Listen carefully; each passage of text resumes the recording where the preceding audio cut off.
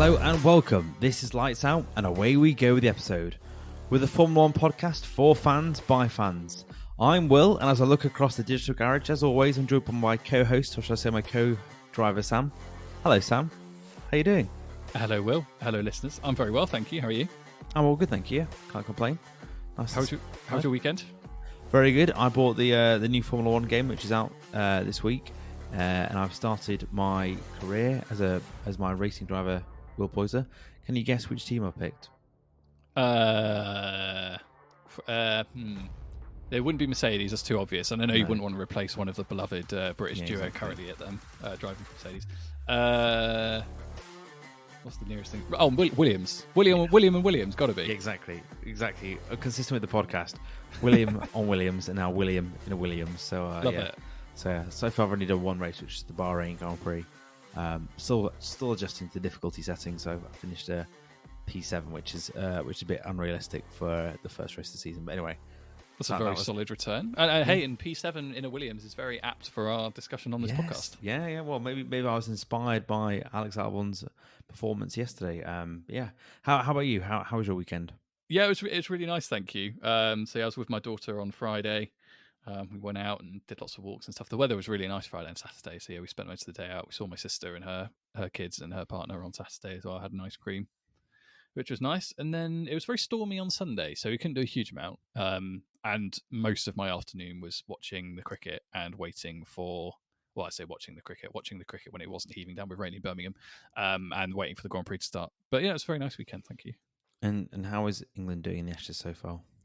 It's on a nice veg, Will, so far. So this is what so it's Monday evening, day 4.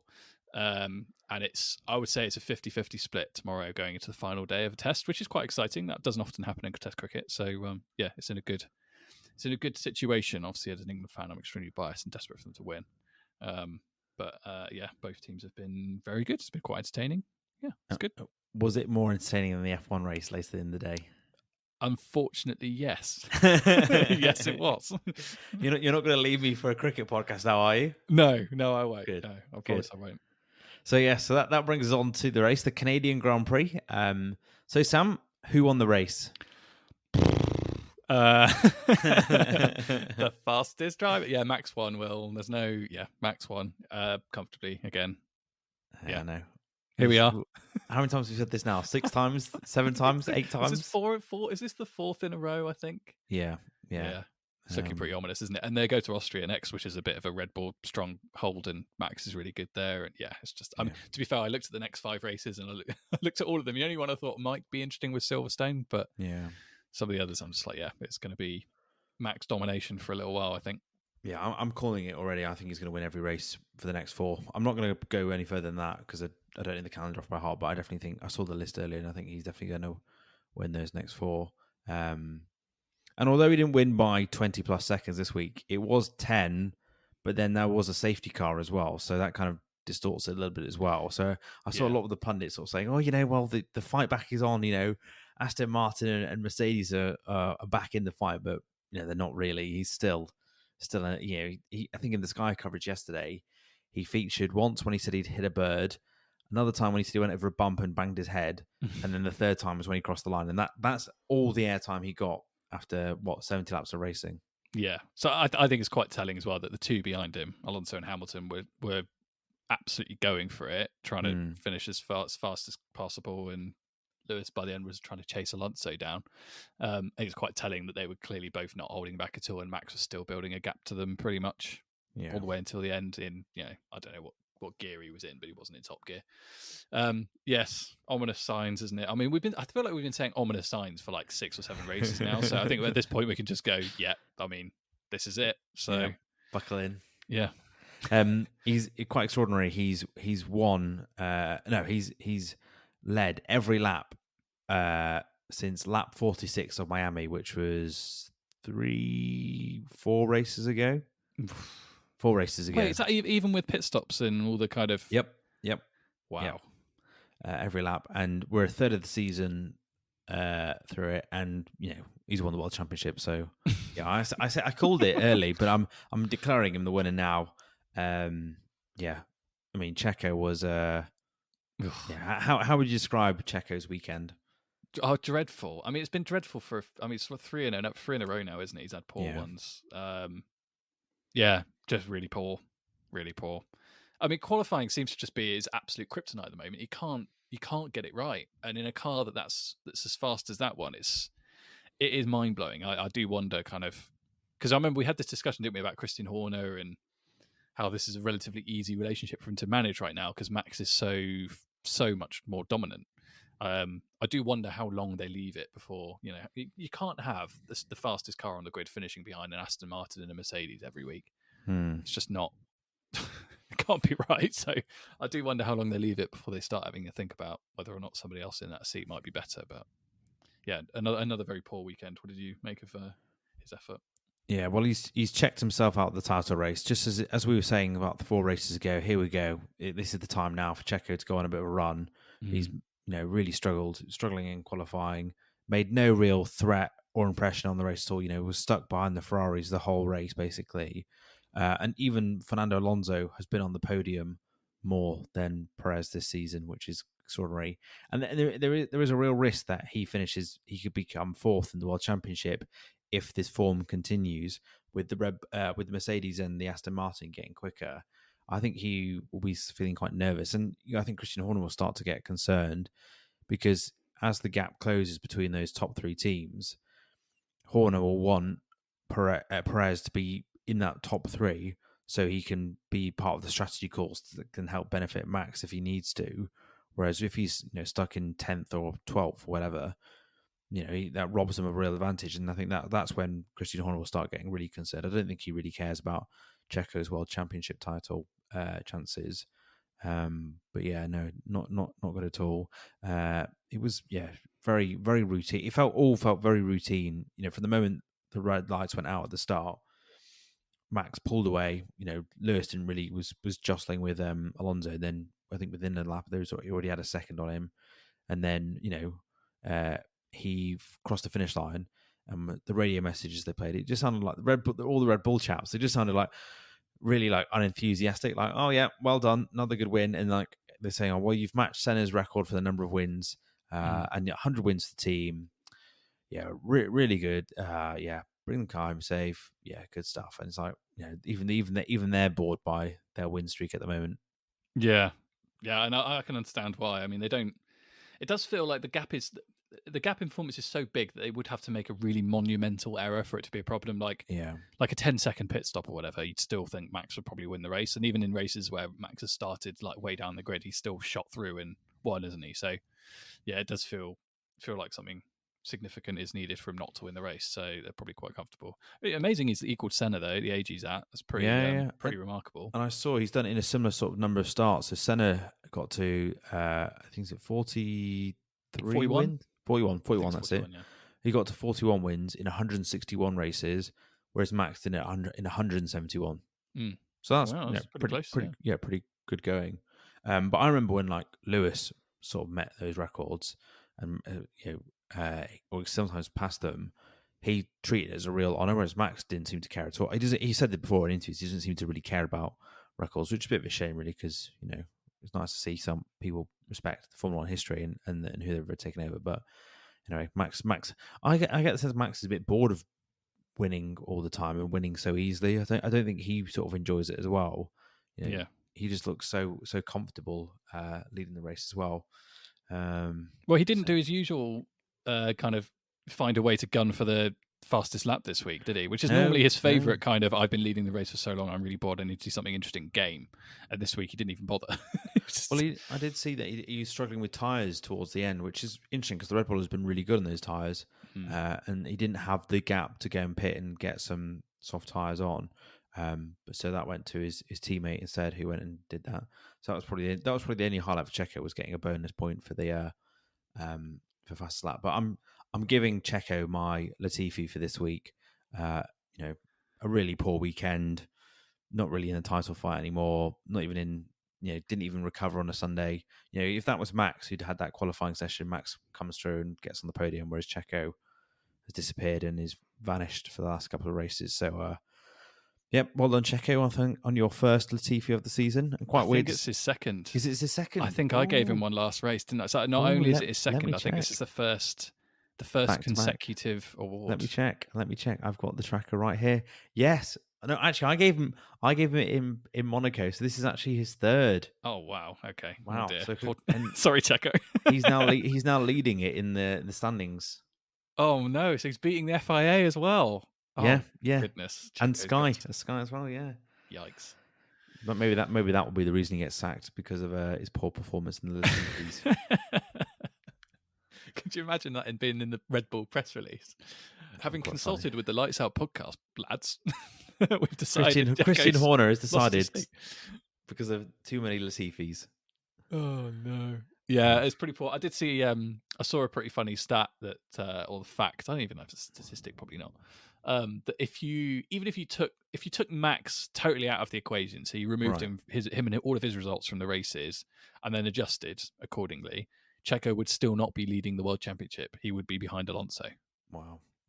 In a car that, as you and I have both agreed, is one of the most dominant probably since since one of the early Mercedes World Championships. I don't know, 2016, 17, maybe one of those years where they absolutely dominated it. Yeah.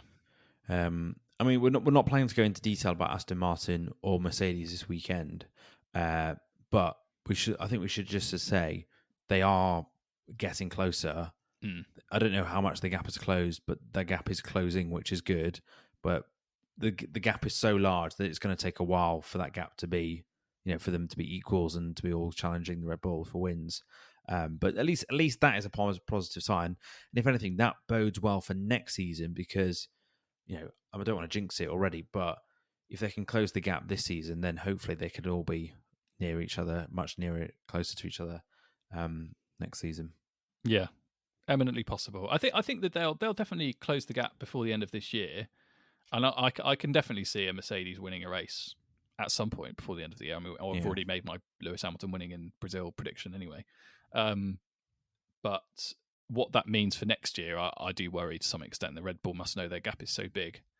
Do they even bother with upgrades after the summer? I don't know. Maybe not. Yeah. I was going to say, a lot of teams probably into next year. A lot of teams probably, Mercedes and Aston will probably develop until summer and then probably switch to the next year's car, because the battle's already lost. Why waste all the resource developing this year further, unless it helps them in their development for next year? But yeah, I think the priorities will switch for nearly all the teams. I know, for example, Williams have already said they've already switched onto their development for 2024 because they've done what they need to do with this year's car. And there's still going to be some upgrades, but that actually works as quite a nice segue, because I've ended up talking about Williams, and in true spirit of this podcast, some more William and Williams.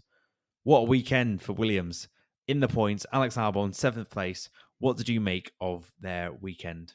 Really good. I mean, they nailed it all the way through the weekend, particularly with Albon. So we should say up front, Logan Sargent retired from the race because of a mechanical issue. He also did not have any of the upgrades that Alex Albon had on his car. They could only bring upgrades for one car this weekend, and Alex, as the senior driver, got them.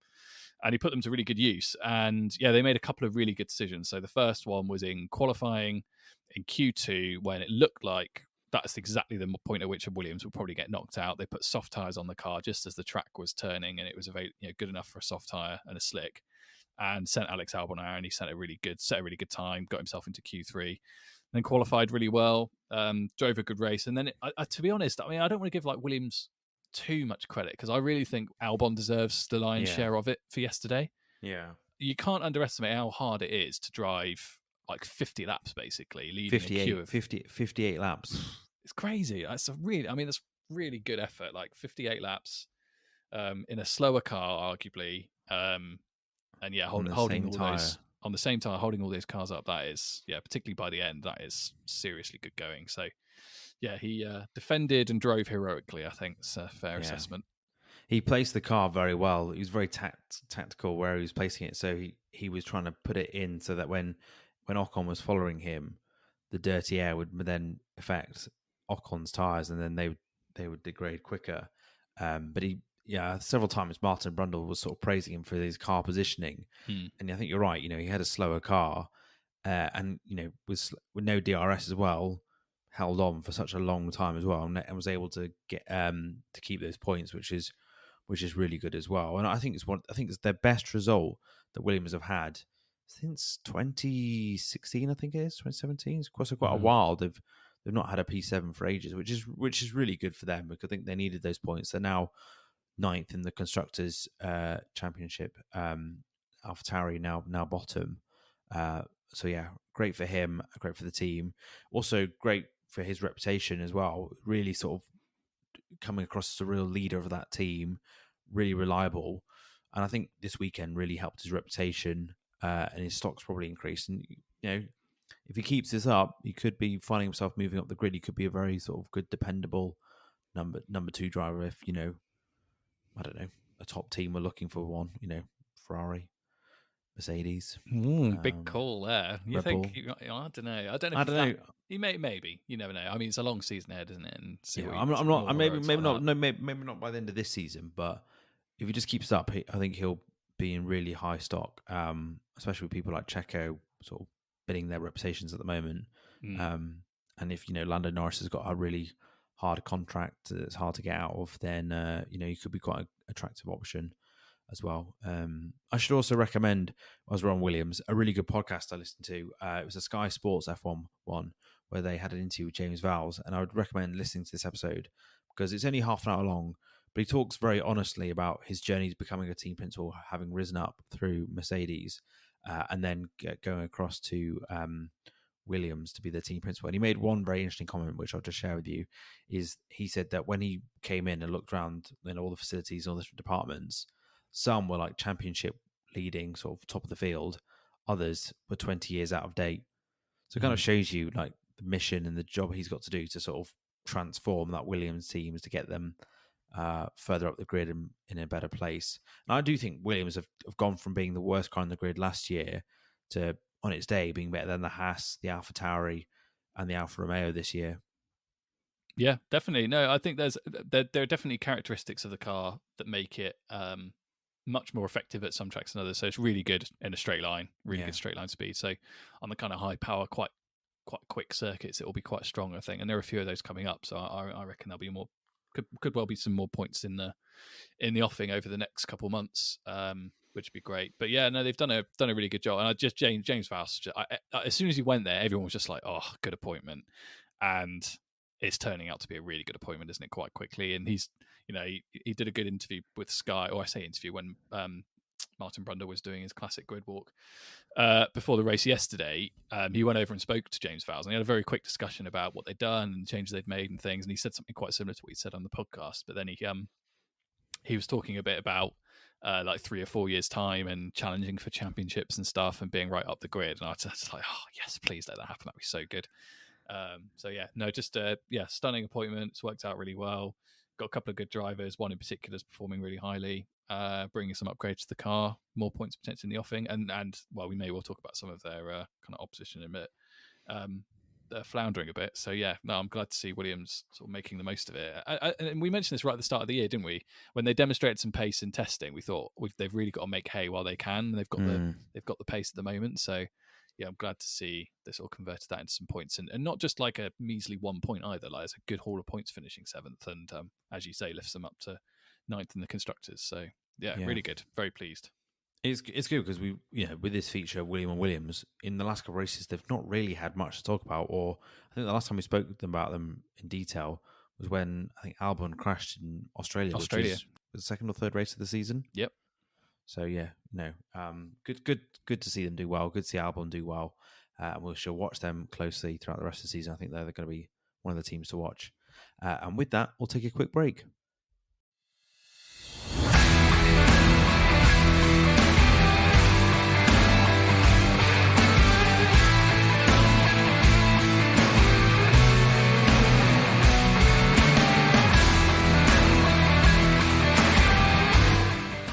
Hello, welcome back from the break. Hope you had a jolly old time. We had a jolly old time here. We were just discussing potential runners and riders to replace Checo Perez at Red Bull. Maybe, depending if the season gets worse, we'll mention that who our predictions are.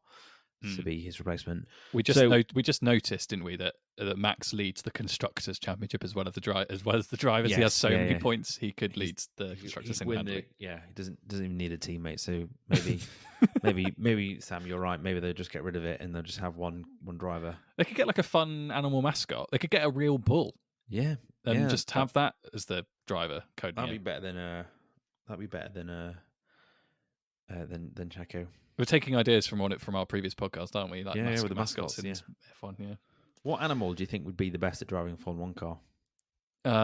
Wow, that is a left field question I was not expecting today. I guess I don't know. I'm going to go with an owl. Wisdom, and they've got really good vision. Fair. Well, what about you? A tiger, because they could it'd be a bit of a squish, but they could probably drive the car. But I think they'd be tiger or a lion could be quite quick, or a cheetah maybe. That's a bit obvious though. Yeah. Well, one to ponder that one. We might have a better idea. Maybe we'll return to that. That in another episode. Yeah. Well, you'll just have a sudden brainwave in for next week's episode. But back to Canada, back to the Grand Prix. Less about animals, driving cars. We talked about Williams having an unexpectedly good weekend. Another team that had a very good race but had a very bad qualifying was a team we've criticised a lot in recent weeks. It was Ferrari. What did you make of Ferrari's weekend? It was weird. It was a weird weekend. I mean, it looked like it was yet another absolute unmitigated disaster on Saturday because they really messed up qualifying. Again, the team didn't listen to the drivers. Charles wanted to move on to dry tyres. So we talked earlier about how Albon put the slicks on, set a really good time in Q2. Leclerc wanted to do the same, didn't, got knocked out. And then Sainz did an okay job, but was never really threatening anything close to the front couple of rows. So yeah, bit average for them in qualifying, and it was mostly their kind of decision making around Charles that got the attention, and they obviously weren't ready for him. And Charles was really annoyed about the tyres not being ready, and that compromised his lap as well. And yeah, it was just a deeply unhappy camp yet again on Saturday. And then on Sunday, something very strange happened. They made a strategy call that everybody else did not make, and we were both watching at the time. We were like, "What the hell have they done now?" Yeah, and it actually worked out okay. So fair play to them. They worked out a way to get both cars into fourth and fifth and hold position, because it looked for a while, didn't it? Like they were going to stay out way too long on the mediums. It was going to compromise them loads, and some other drivers were going to have to move to two stops. And yeah, it didn't quite work out like that. They managed to extend the stint, which is amazing considering how bad that car is on its tyres. The drivers deserve some credit there.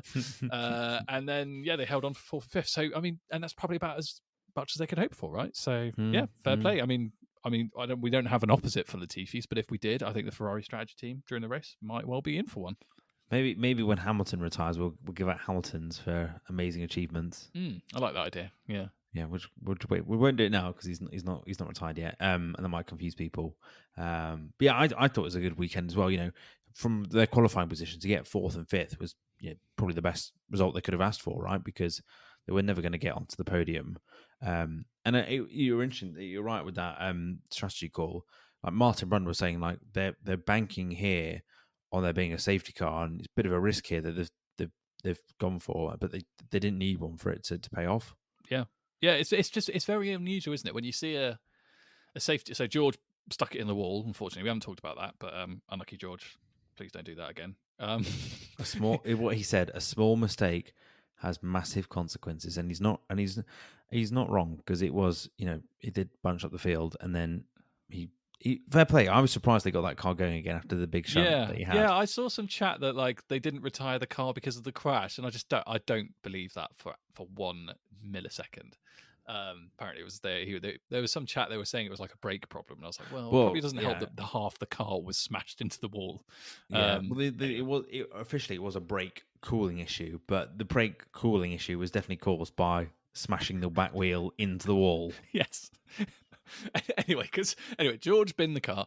The safety car comes out, and natural intuition, and generally in strategy in Formula One, it's a good time to pit your car because it saves you loads of time, saves you loads of race time, because everybody's moving really slowly, bunches the pack right up, and you lose a load less time changing your tyres. And it was a bit early, but still in the window for a tyre change. So basically, everybody came in, and some came in and double stacked and got into trouble, which we'll talk a bit about in a moment. Because it's cost me. But Ferrari did not. They stayed out. They kept track position, built up a bit of a gap, and then swapped tyres later on, and it didn't hurt them too much. They finished 4th and 5th. I guess they realised they had the pace. So, yeah. Is this the start of Ferrari's strategy team reclaiming some credit and some positivity and fixing their reputation, having self-inflictedly destroyed it over the last 2-3 years by making so many awful calls? Well, yeah. What is it? It's one something doesn't make a summer. What's the phrase? What is it? One warm evening doesn't make a summer, or something like? There's some, I can't remember what it is now. There's some phrase or what do you think? It's one warm evening doesn't make a summer or something. There's something like that. It's a very English phrase. Sorry to any international listeners that are now wondering why two British blokes are discussing an English idiom. Oh, it's swallow. One swallow doth not make a summer. That's it. Yeah, I've just Googled it. I'm getting loads of tips about how to keep cool when you sleep in the evening.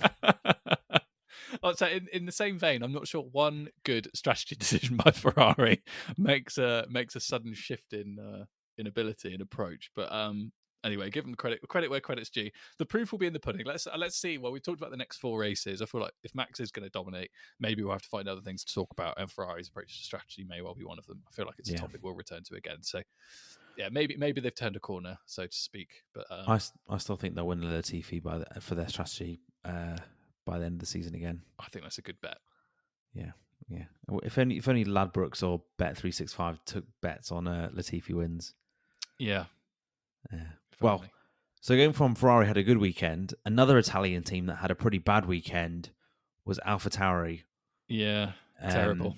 They were finished 14th for Sonoda. Yep. And Nyck de Vries was plumb last in 18th after Russell and Sargent's retirements. What did you make of Alpha Tauri's poor weekend in Canada? Yeah, it was particularly bad, I think. There are some instances where you can have a relatively slow car you can have a relatively slow car and you have like really good drivers that make up some of the difference and they overperform and you end up doing quite well. And then vice versa is true too, right? You can have some pretty slow drivers, Lance Stroll, in really, really fast cars.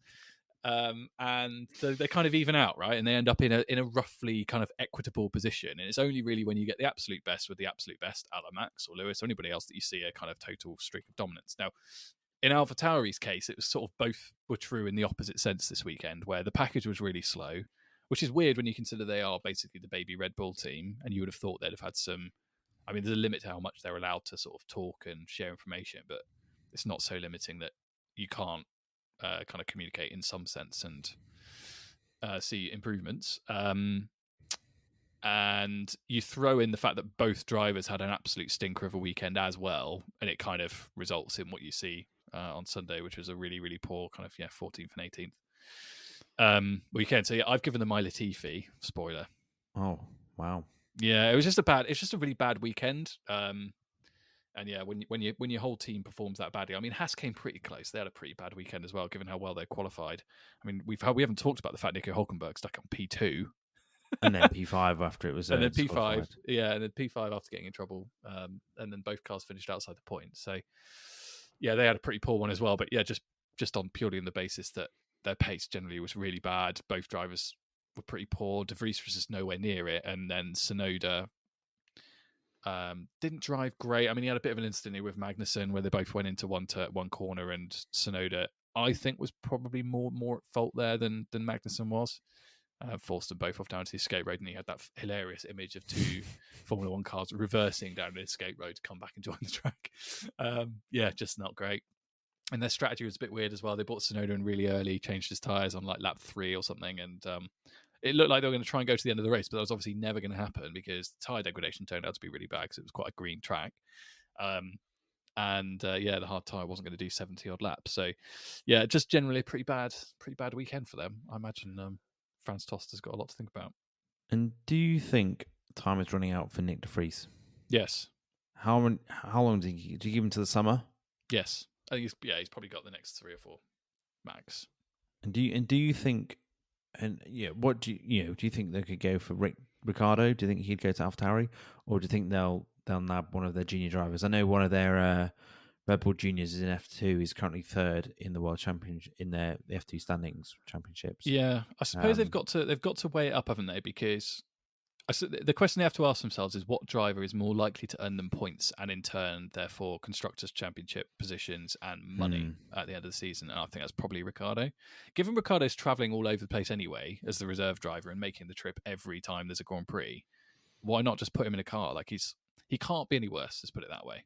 I know he had a really poor kind of period at McLaren, but yeah, I'd still be keen to see him in an Alpha Tauri, I think. And I think he'd just enjoy it as well. I mean, I think like I feel like him and Tsunoda would get on really well as well. Like there'd be a bit of a bromance there. So yeah, I can't see any reason why they wouldn't think about it. I mean, maybe they can make De Vries the reserve driver at Red Bull for the rest of the season, keep him in the kind of organisation and think about what to do at the end of the year. But it's getting to a point where he's so far off it, and he's generally really far off his teammate as well, that it probably is worth thinking about having someone in the car that's more likely to earn them some points. Yeah, I mean, a bit of a shame really for Nyck de Vries because he's done so well in other categories, and he's come across to Formula One and seems to be really struggling and made lots of mistakes himself. Yeah, and it's not just poor car performances. He's I remember back here where he made 2 incidents in the same corner at different points in the same corner, which is quite an achievement. Yeah, and also he's I always forget he looks quite youthful, but he's actually 27. Yeah, he's not a young rookie, so it's not like he's got. It's not like with Yuki they could give him time to mature and grow up. He's 27-year-old. I mean, I wonder if they'll try and get. Just thinking, IndyCar is definitely in the rise in America, and those drivers are getting, more and more profile. And was it Colton Herta that was linked with the seat last year? I wonder if they might try and push to replace him just to do something a bit different. If Daniel Ricciardo doesn't want to go to AlphaTauri, and if they don't want to risk an F2 driver. Because that'd be a massive risk getting an F2 driver into halfway through a season into an F1 car. Yeah, definitely. I mean, I think if Logan Sargent was performing a bit better at Williams, I'd also think maybe Mick Schumacher was potentially in the equation, but not so much. He's not doing great either, so I wouldn't be surprised if we see a change made there as well in Williams at some point. Yeah, I mean, I did see a rumor on Twitter, which is not the most reliable of places, that Mick Schumacher is going to replace Logan Sargent, but from the interview I heard with James Vowles, he sounded like they wanted to give Logan Sargent plenty enough time to just to get up to speed and sort of learn the sport a bit more. So maybe they might review it at the end of the season. I think they quite enjoy having a rookie alongside Albon. Yep, we'll see. And so that concludes the post-race chat. Now on to the predictions game, and you've alluded to it already that you're not very happy. So I'm assuming I don't want to jinx it, but I'm assuming that from that either something's gone horribly wrong for you, or I've won again, or both. Okay, well we'll see. So take us through the results then. All right. So Canadian Grand Prix results. So the first driver you drew was one Pierre Gasly, who you predicted to finish in 8th, very optimistically of you, and he finished in 12th. So he picked up 4 points.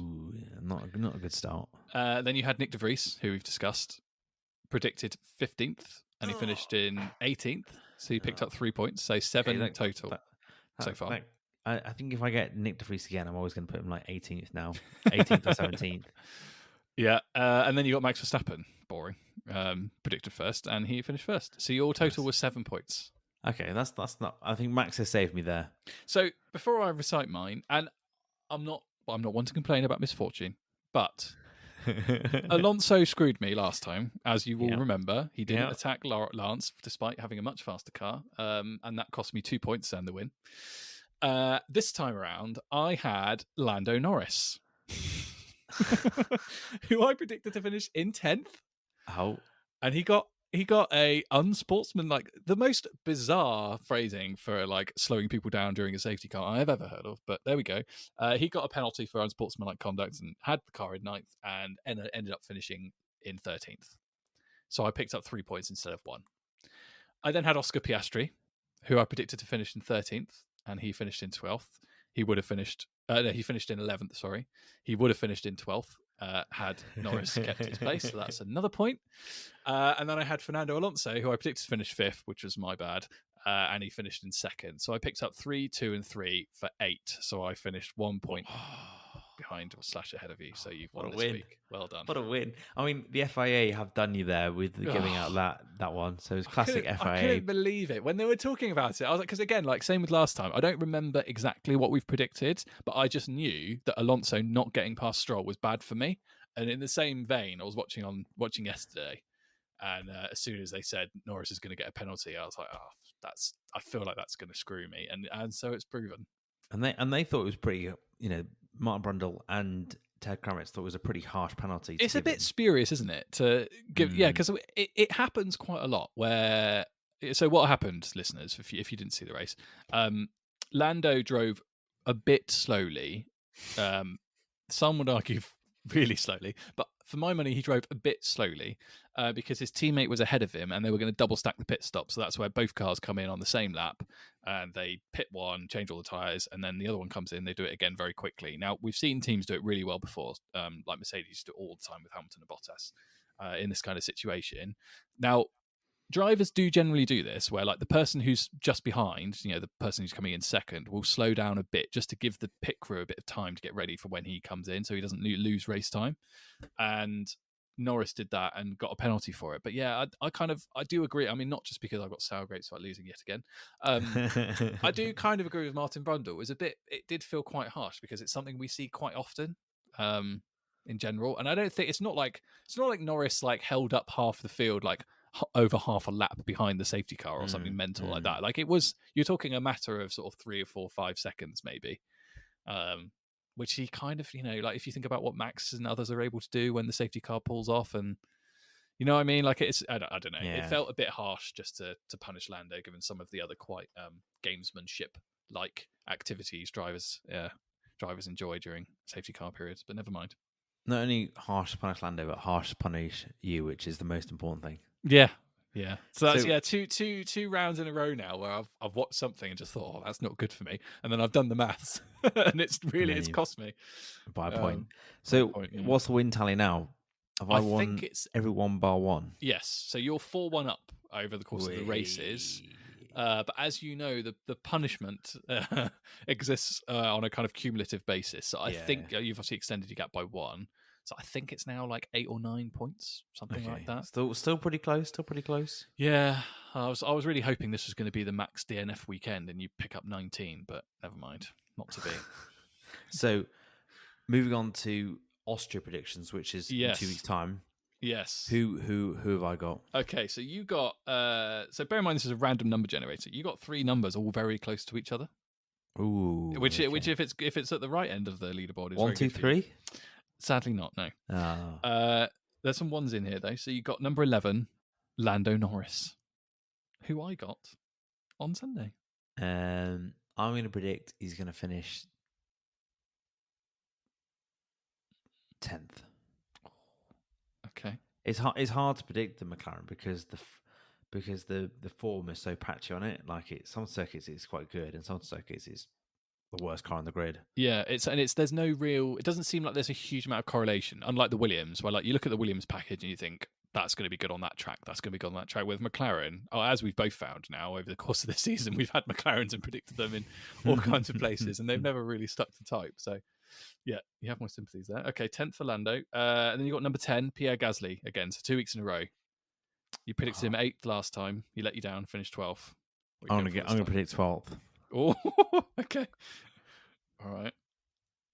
You watch Gasly go and have a storming race now. Yeah, you watch him get P5. And then you got Daddy's favourite boy, Lance Stroll, number 8.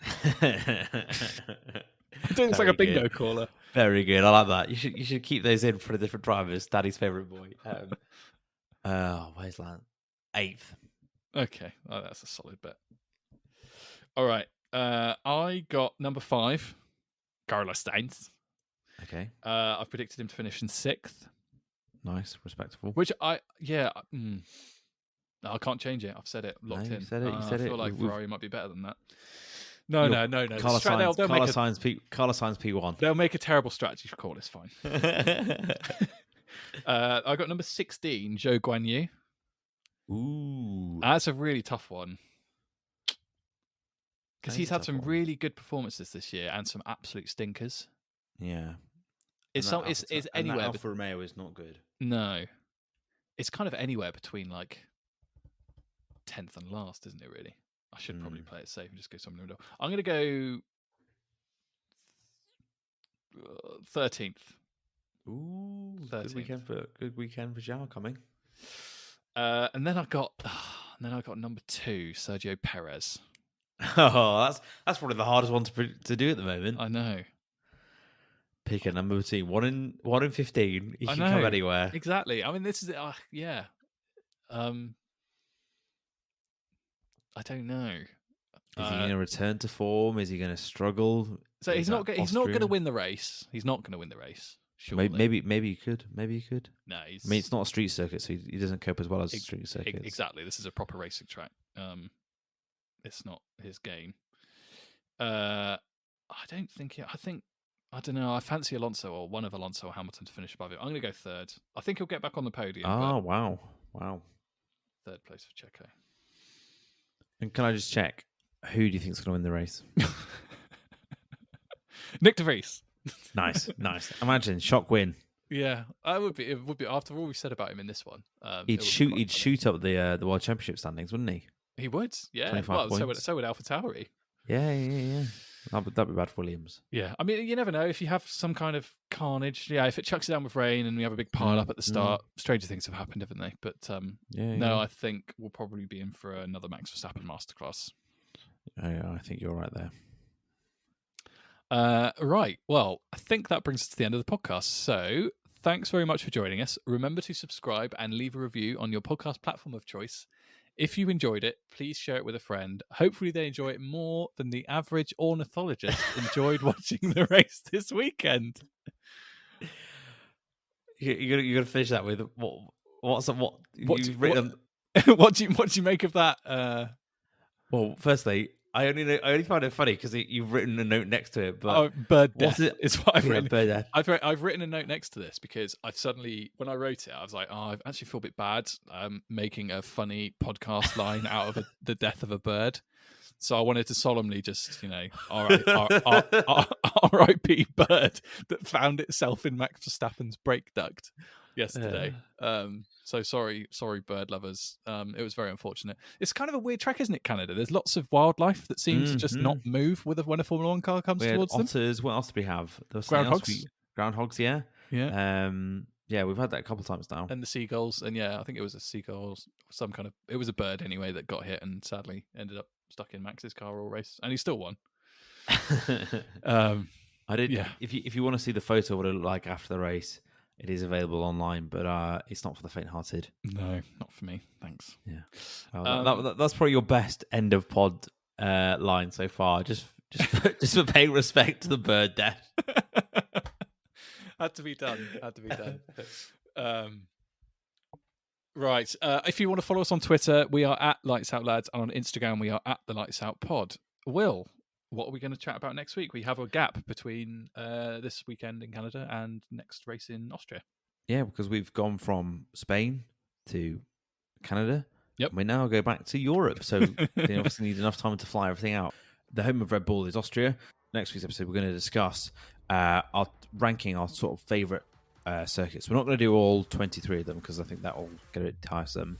But we're going to each pick a few of our favourites and talk you through why we think they are such good circuits, whether it's the layout or the drama that happens on them. So yeah, should be a good one. Look forward to that. Yeah, that's a bit of me. I'll enjoy doing a bit of updating my knowledge. Oh, can I talk about Sepang? Can I talk about tracks that don't exist anymore, or tracks that aren't race start? Or maybe we can have a little bit of a section on like good old tracks that should maybe come back to the sport. All right, I can have a long lost circuits. Yeah, exactly. Section. Okay, exactly. Good. And I'll be doing the next best thing over the next week by actually playing the F1 game, which is the closest I can get to driving some of these circuits. So I'll let you know if any ones stand out, which are enjoyable to drive. If Las Vegas makes your top 5 because it's good on the game, I will leave the podcast very quickly. That'll be our quickest episode. 5 minutes. It does look good on the game, but I wasn't really some good long straights on it, but I wasn't really taking the wider view of the strip. But yeah, it should be good fun. And that's all from us. All the best, and goodbye. Bye bye.